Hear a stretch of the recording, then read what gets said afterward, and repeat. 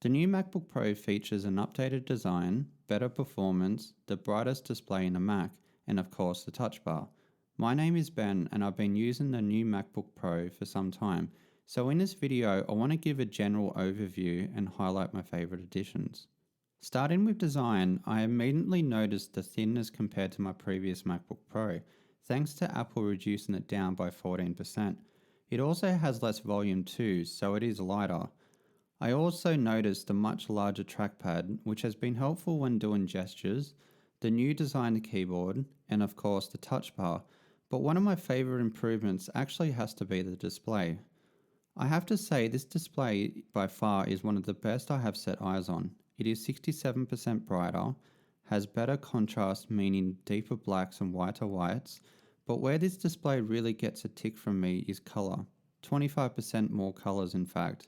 And it really does become noticeable when I do certain tasks such as design work in Adobe applications or editing photos. Editing photos is where I'm actually going to bring in the touch bar, as it is one of my favorite ways to use it. The touch bar replaces the top row of keys as an interactive touch strip, which adapts and changes depending on the applications you are using. It did take a few moments for me to get used to it, but once I did, I loved it more and more. So when it comes to editing photos, I can quickly scroll through my photos, play the live photo, favorite it, or edit the photo all with touch. Sure, this is entirely achievable by using the trackpad and clicking and sliding buttons, but using the touch bar felt much quicker, simpler, and quite honestly more fun. It also felt useful in Safari, being able to swipe between tabs, or in Pages to quickly format text, and in iMessage, tapping on predictive words and swiping through emojis.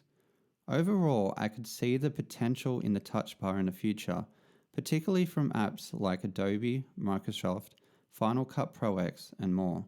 Then there is Touch ID. I can use this to make purchases online with Apple Pay, but one of the simplest uses I've found for it to be great for is logging into my account with my finger, and it works just as you would expect.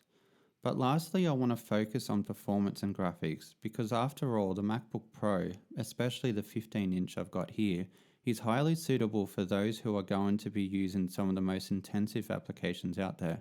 I personally use a lot of apps from Adobe like Illustrator, Photoshop, and Lightroom. Then there is Final Cut Pro X, some CAD applications, and more.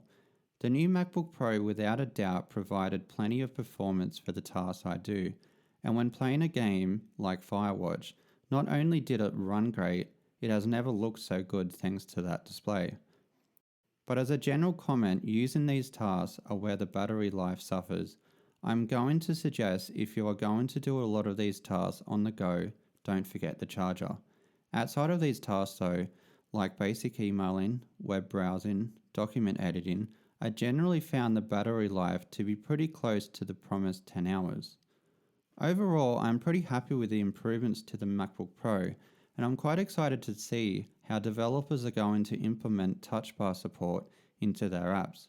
If you're a pro user, I would suggest the 15-inch because of the dedicated graphics, but for everyone else, the 13-inch is going to be a great option.